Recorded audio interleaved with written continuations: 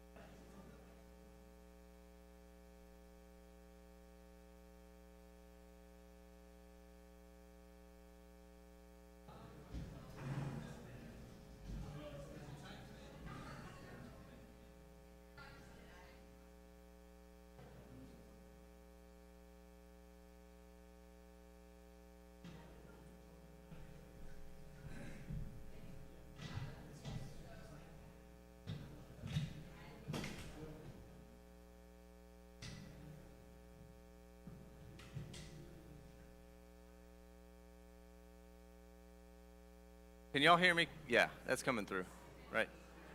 Okay. All right. Here are blank note pages. If you just want to grab one of those as you desire. I don't have pens, so just use a pen if you've got one, or I guess don't if you don't.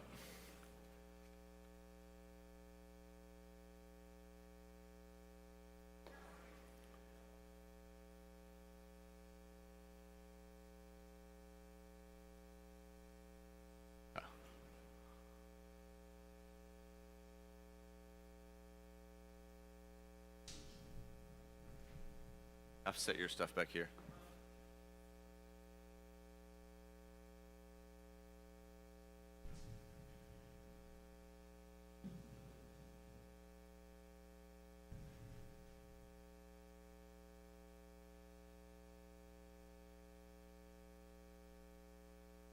All right, anybody not get one of those sheets of paper that needs one? All right, thanks, Will, for passing them around. All right, I alluded to this last week, but today's note sheet is largely blank, so I've got some thoughts on each of these things, but this will really be a very interactive, kind of we're going to figure this out together kind of thing. So, is it cold in here? You're cold. Anybody else cold? Raise your hand if you're cold. A little bit. Raise your hand if you're warm. Okay. Only cold. All right. Let me pray. Father, bless us now and help us to grow in understanding of your word and the story that you have woven and are weaving throughout history among your people. Lord, lead us as we think through these things together. We pray in Christ's name. Amen. All right. So if you've got that before you, what you see is, or what I mentioned last week is that kind of covered briefly the history of the Old Testament. Last week we talked about the canon, talked about the importance of if we study a book, we really need to understand its place in the history, but also in the canon. Like, how does it relate to the books? What I didn't know is that Jim was actually going to reference the end of 2nd Chronicles today in the sermon, and so that was totally unplanned. But I don't even know if he knows that I said that last week. But there was an example of that in the sermon. But today we really want to think about the story.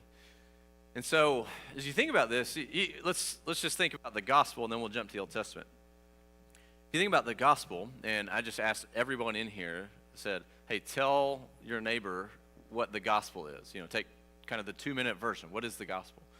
We would probably all say similar things, but we may emphasize something a little different than the person next to us, right? Because as actually the founding pastor of our church used to talk about it, he said the gospel is a diamond.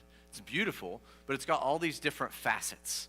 And you can look through a different facet of that diamond and see something that's emphasized just a little differently in the gospel. And so it's, right, there's a gospel, right? I'm not saying anything different than that, but there's different ways to tell the story. And so as we think about the Old Testament, obviously there's a history to it, there's things that happen, but there's different emphases or different themes of the story of the Bible, of what God's doing. And so as we think about the Old Testament, there's different, strands that are woven in that tapestry. And we can pick up one of those strands and highlight it, or we can pick up a different one. And different authors in the scriptures even do that. So that's what we're going to do this morning, is how do we think about the Old Testament story along these different themes, these different strands. And so on your paper you'll see, all right, we've got just basic history. It's kind of the vanilla flavor, if you will. And then we can also tell it really with a focus on people or relationship, right? What is the story if we tell it just about relationship? The third one there, what if we tell the story as it relates to God's presence on the back? We can do it with covenant or promise. We can do it with rest and land. We can do it with king and kingdom. Obviously, there's more than 6 categories, right? These are not divinely given 6 categories. These are just 6 that I think are helpful for us to think through.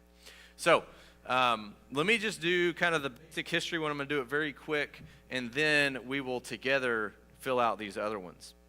And so we've got these different categories. Okay. Let's just say creation. What's my second category? Somebody help me, because I can't look at it. Patriarchs. What's next?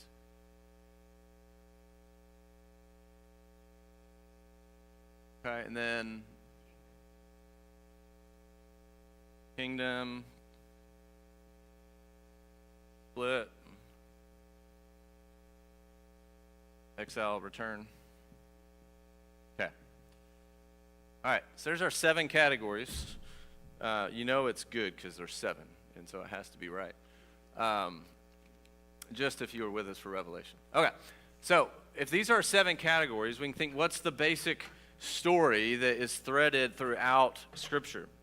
I'm actually not going to write this one up there, but let's just say, right, in the first category, we've got creation happens. Then there's a fall that happens after that. After that, there's a flood. There's eventually going to be the Tower of Babel. That kind of closes out that initial section, which leads us into the call of Abram. And really, Abram becomes the center of this story because it's his family.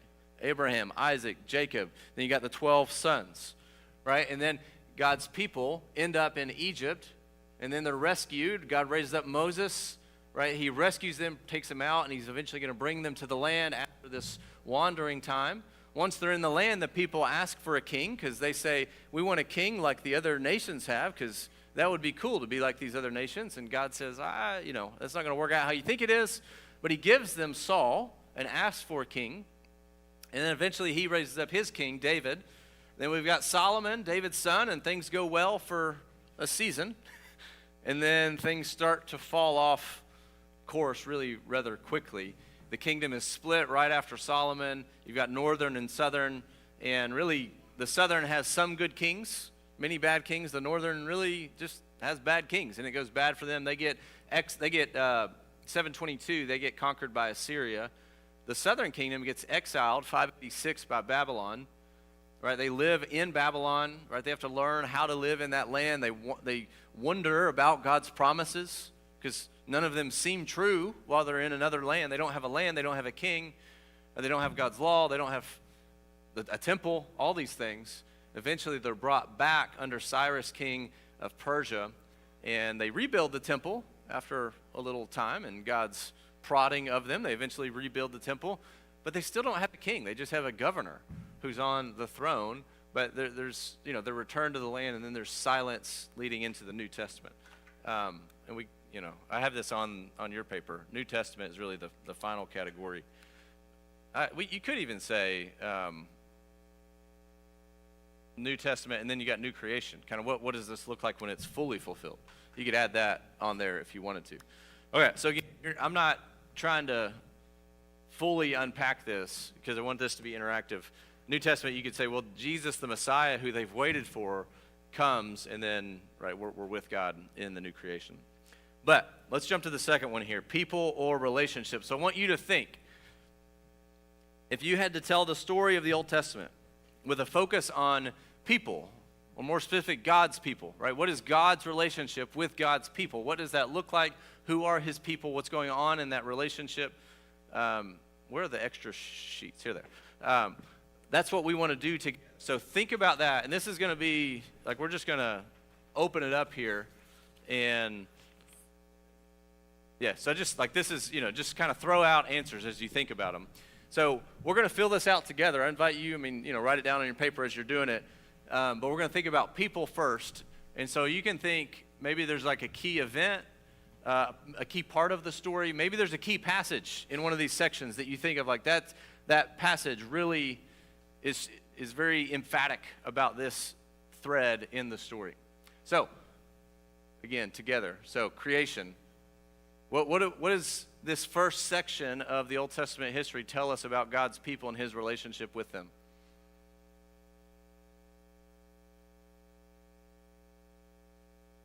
Okay?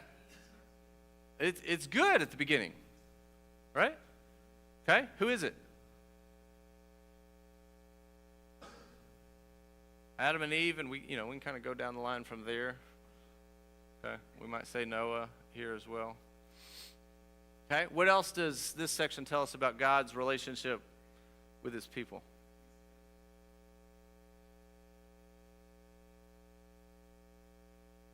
Yeah, like that line in Genesis 3 says that God was walking around in the cool of the day with them. He's there. He's not separated from them. But in this creation that he's made, God is with his people. It's great. What else?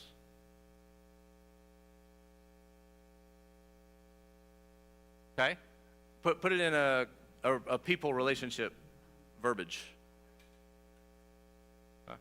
Okay? We got rebellion, which leads to brokenness, and what would be a relational word here?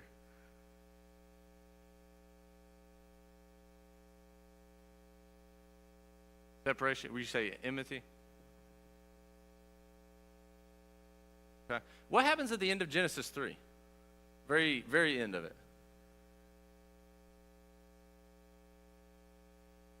Yeah, they're cast out of the garden.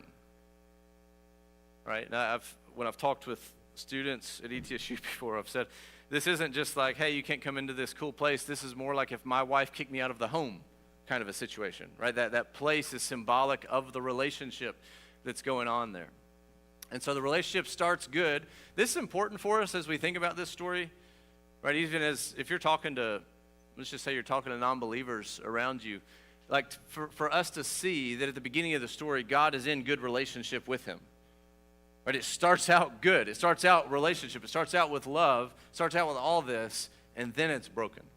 Right? Sometimes in our effort to not miss sin, we start with sin rather than the goodness. We shouldn't, right? We shouldn't skip over sin. But the goodness is there at the very beginning. Okay? What about people in a relationship here in the patriarch time?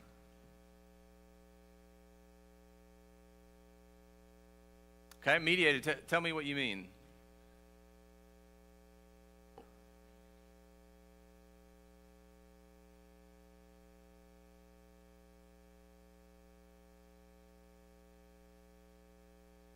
Yeah, that's good. Yeah, so God's like dealing with a people, but there's kind of a spokesman, a mediator, a key person, right? And here, and it's in this time period, it's really family, right? It's like a family mediator.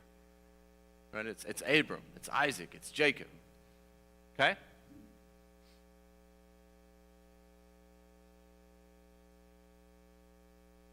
And that family, we could say, eventually becomes, I don't know if tribe is the best word, but I mean that really turns into 12 tribes. But right, it's kind of a family at the beginning of Genesis 12, but by the time you get to the end of Genesis, it's like, well, it's a family, but like it's it's one of those big family gathering kind of deals. Like, this is a big old people kind of thing. Okay? What about Exodus and conquest? What do we see about God's relationship and God's people there?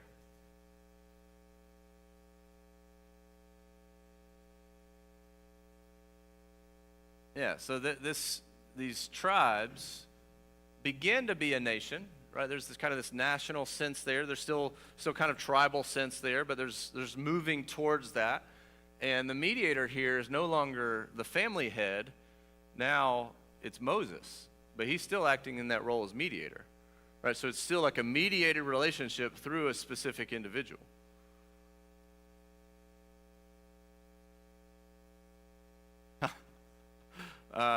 Let's say, yeah, I was trying to think of a shorter way to say that, but that's good. How to love God back. What are you thinking of specifically there? Yeah. Okay, so that's Exodus 20. Anybody know what God says right before Exodus 20 and Exodus 19 about that uses the word people?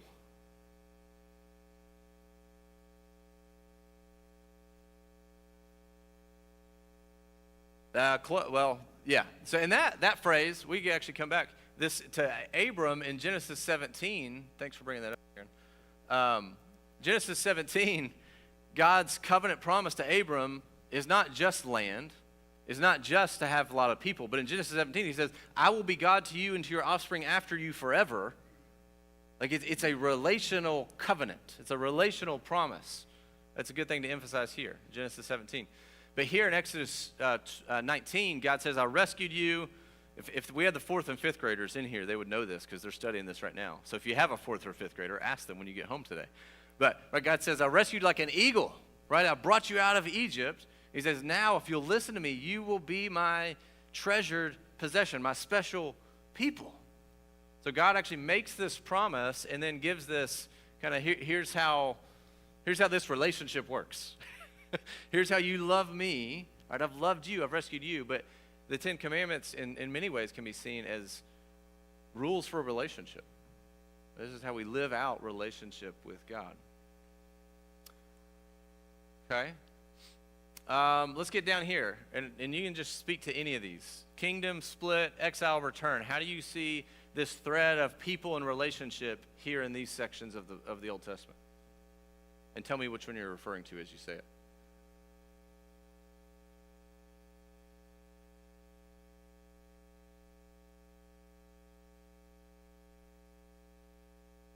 Let me ask this. Why does this happen?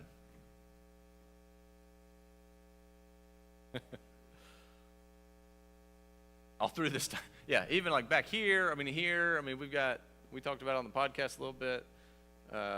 Rachel, right, brings the household gods with her, if I'm remembering the right one. But yeah, you got idolatry kind of spread throughout all of it. And what is idolatry if we put it in relational terms? Unfaithfulness, right? And that's something God says throughout the Bible, is really idolatry is marital unfaithfulness to God. And so we could say exile comes about because of marital unfaithfulness.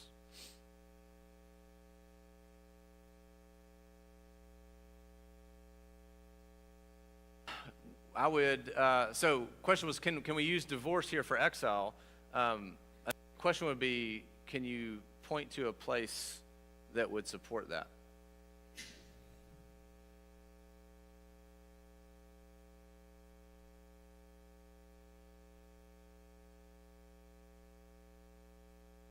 Yeah, it's like his faithfulness in spite of the unfaithfulness. Well, and I think even if you were here in first service, you can think about the difference between, like in the New Testament time, you've got Jews, and some of those Jews are faithful. And then you've got the Pharisees who are kind of this stand-in, at least, that we can use for unfaithful Judaism. And you could say, you could probably use the word divorce for kind of a, like the unfaithful Jews. Because they're cut off, or they're separated from God. But for the faithful Jews, though they're unfaithful, God continues to pursue and bring them back. And so they're trying to divorce God, you might say, but God is winning them back. So there's, I think that you can use that, just kind of, you got to think about how to nuance it. We could also say that because of this, God has the right of divorce, and he could just totally cast off his people. That helps us see God's faithfulness all the more.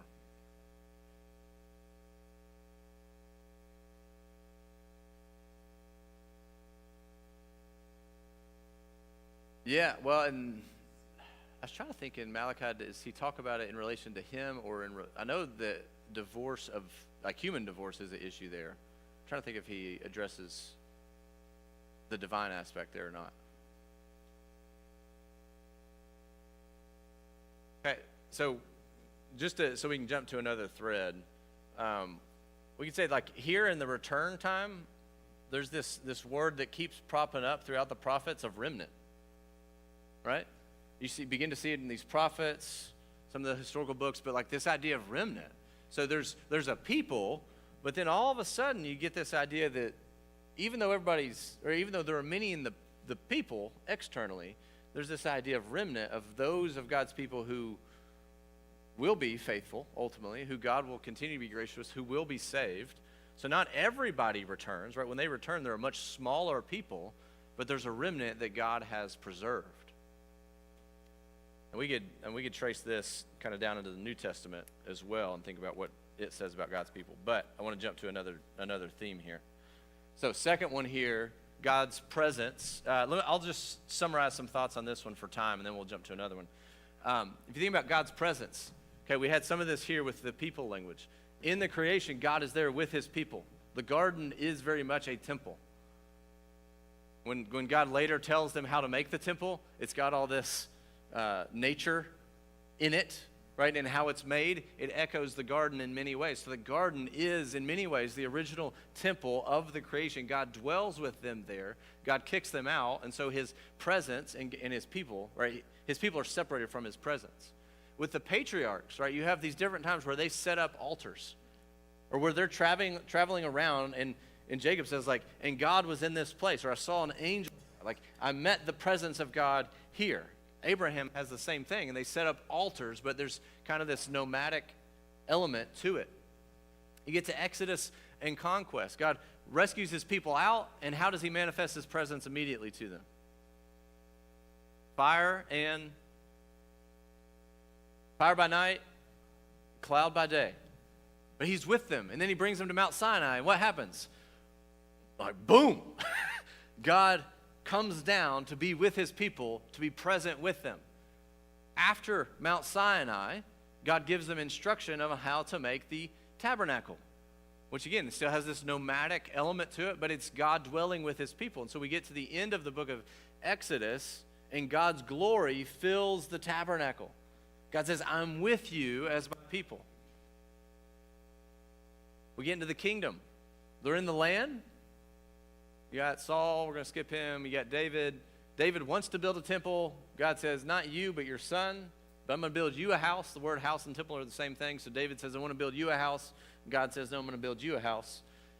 But then Solomon comes along, and Solomon builds this beautiful, glorious temple for God that God dwells in with his people, that manifests his presence there in the land and in the city. Hey, you have a split kingdom. You can kind of think about this, that when the kingdom splits, like what if you're in the northern kingdom? Where's the temple? It's in Jerusalem, right? Like there's this division that's taking place there. They're also chasing idols, so you got all that going on.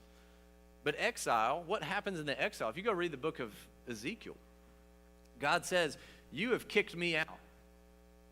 Like I'm kicking you out of the land. I'm kicking you out of the home. Like my presence isn't with you, but it's because you've kicked me out, because you've been worshiping idols, not just even in general. You've actually been worshiping idols in the temple. So like you've desecrated the home. That's what God tells his people. And so you have ushered my presence out, and now the result of this is you're going to be separated from my presence.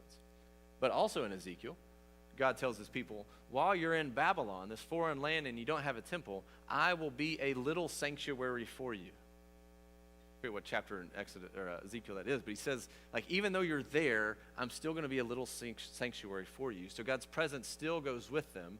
Ezekiel has all these visions about God's presence, and it's mobile. Right? God isn't just stuck in a building. He's not stuck in a certain geographic place, but he's mobile. Eventually they return. God's people rebuild the temple eventually, but it's like, it was not quite like what it used to be. We get to the New Testament. Jesus tabernacled among us. He is God with us. He is the very glory of God. If we've seen his glory, we've seen God. Not only that, we read that in Ephesians 2 and in 1 Corinthians as well, that the church is the temple.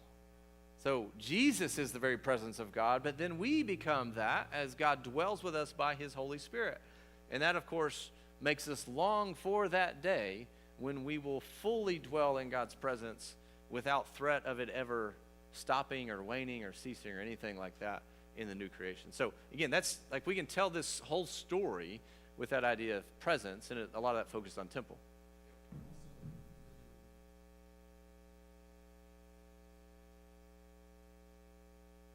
Say that again. Yeah.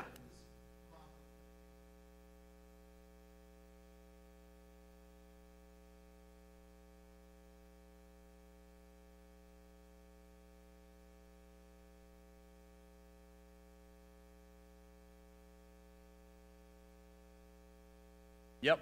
And so that's great. And so to go back to what Veronica said about mediated, right? Throughout the Old Testament, you have all this stuff that's mediated, but now what's changed is that the mediator has come. And so all those were shadows anticipating the great mediator, but now that Jesus has come, he's the prophet, he's the priest, he's the king. All these roles of mediation have been fulfilled in him, and so now we come, you can say it two ways. We come directly to God, or we come mediated to God, but through Jesus. But we all get to do that kind of on the same level playing field. That's great. Full access.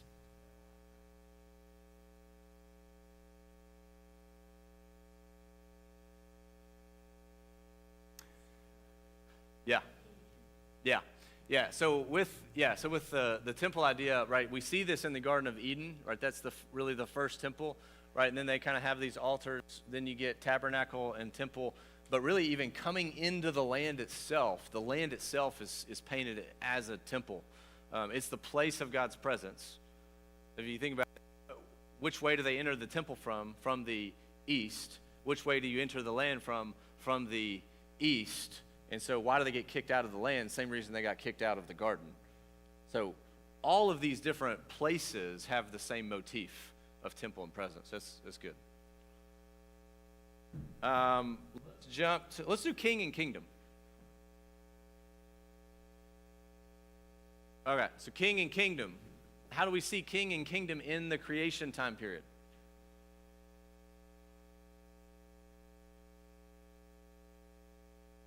Say, is there any king or kingdom language there in Genesis 1 to 11?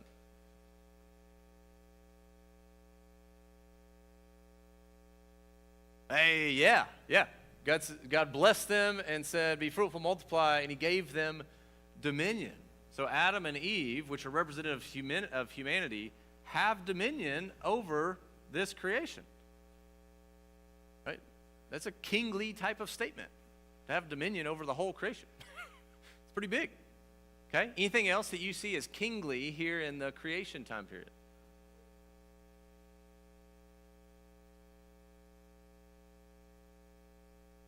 Probably. I'm just trying to connect it.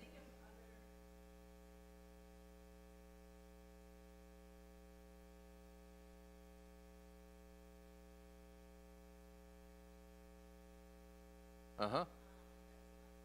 Yep. Yep. Yep. I don't know if this is exactly what you're saying or not, but we could say that an atom functions as a head as well. I mean, I don't know if that's exactly what you're getting at, but that's a covenant idea that would be there. But yeah, God enters into covenant with us. And so maybe this is what you're getting at, Amy, that we're given dominion, but that dominion is under God's dominion. So even though there's a kingly nature to humanity, that it's not just like go do what you want, it's serve as a king in this place under the great king, God. Maybe that's getting at what you were getting at. Okay, sure, maybe.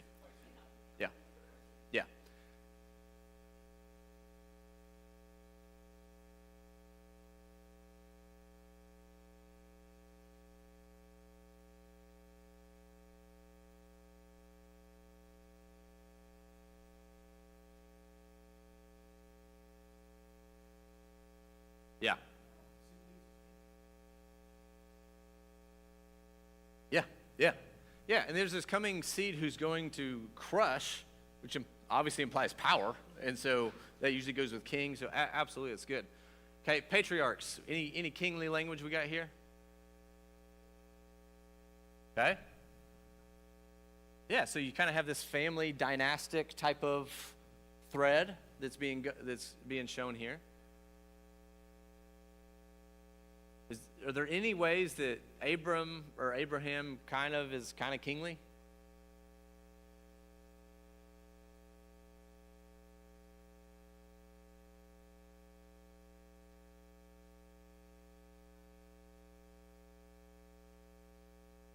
Uh-huh.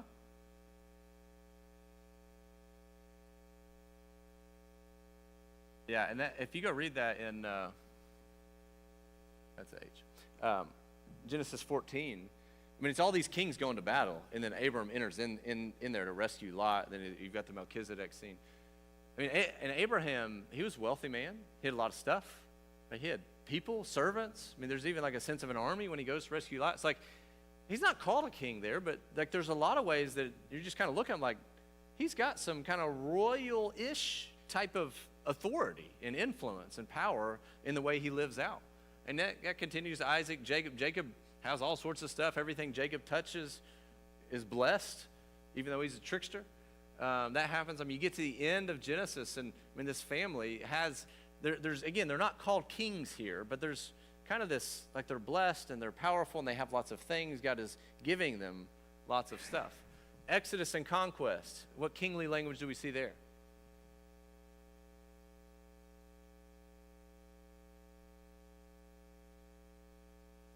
We start with Pharaoh, which this is like the hardest word to spell. I think it's this. It's weird, but it's not. Is it OA? It's got both of them. That's one of those is O, one's an A. Okay, you can figure out which one. But this part of the story begins with them being under a foreign king. So they're subjugated to a king, a foreign king, not only that, an evil king who wants to squash them, right? He wants to murder all of them so they are no more. So they're under a king, they're rescued from a king. And then you get this Moses character. Is Moses kingly?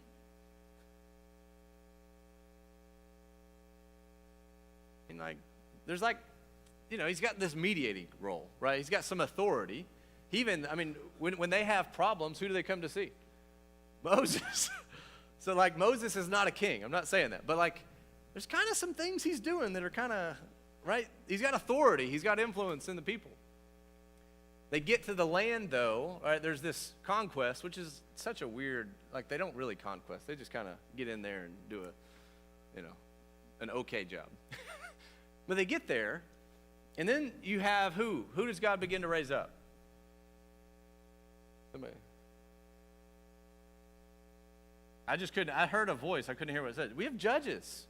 Judges have somewhat of a kingly role, but it's limited. It's for a time. But you even have Gideon, and his son's name is Abimelech, which means my father is king, and he looks like a king. So you've got that going on. But you have kind of this king-ish type stuff. But in this time period, if we connect this even with the people, this is still very much a disparate people. Did I use that right? Okay. They're very tribal.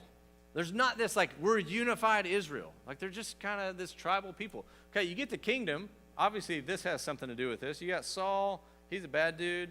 You got David, he's a good dude. You get Solomon, who I tried to spell with an A. And well, let's just write this down. Second Corinthians, no. 2 Samuel. 2 Samuel chapter 7. What does God promise David? He will always have a son to sit on his throne, and that son will have a relationship with God so as to be called his son. So again, we can thread the relational piece in here. Covenant is here, king and kingdom. But God promises David, you will always have a son who will sit on the throne. Then we get Solomon. he's that son for a while, and then he starts to go off the rails, and things really go off the rails here. So split. Then you have these competing kingdoms. In the south, they see that, right, that Davidic line matters. In the northern kingdom, they don't see that Davidic line matters. So they try to put their own kings up there. In exile, obviously they don't have any king. But then they return, and they have a governor. And that governor is in the line of David, Zerubbabel. So he's not a king, but there's kind of, it's in the same vein, it's in the right line, even though doesn't have the authority of a king. Zerubbabel is in the line of David. Obviously, we get to the New Testament, we see Jesus as the king when he comes, he says, the kingdom of God is here. So this has begun. We could just say now and not yet, and we'd have to flesh that out, but that at least gets us in the ballpark here. So I need to finish up because I'm over time, but let me just say with the other ones you got on your paper. So rest and land, in many ways, those are synonymous terms, right? When they get to the land, that's the place of their rest, right? You can trace this idea of rest and land like we have through here. When you get to the New Testament, you need to go read Hebrews if you're going to track that one down, Hebrews 3. Covenant, promise, we've kind of alluded to that at different points, but right, you can think about Adam, Noah, Abraham, and the gang. You got Moses with some covenant stuff there. You got David with some covenant stuff here. And then here, you really have, this is just like questions about the covenants. But then you begin to have these prophets, Ezekiel, Isaiah, Jeremiah, they begin to talk about a new covenant or a covenant that God's going to do one day. But as they speak about the new covenant, what you begin to see is that new covenant fulfills Adam, Abraham, Moses, and David. Right? They're all of a sudden weaving all of these covenant threads together in this new covenant picture. And so Jesus talks about, in him he establishes the new covenant there. So I would encourage you just, think through whichever of these threads, or if you have another thread, just write it down and, trace it out. What passages, what themes come to mind? One of the reasons this is important is when you get to the New Testament, you start reading different books in the New Testament, different ones of those books will really latch on to some of these themes more than other ones.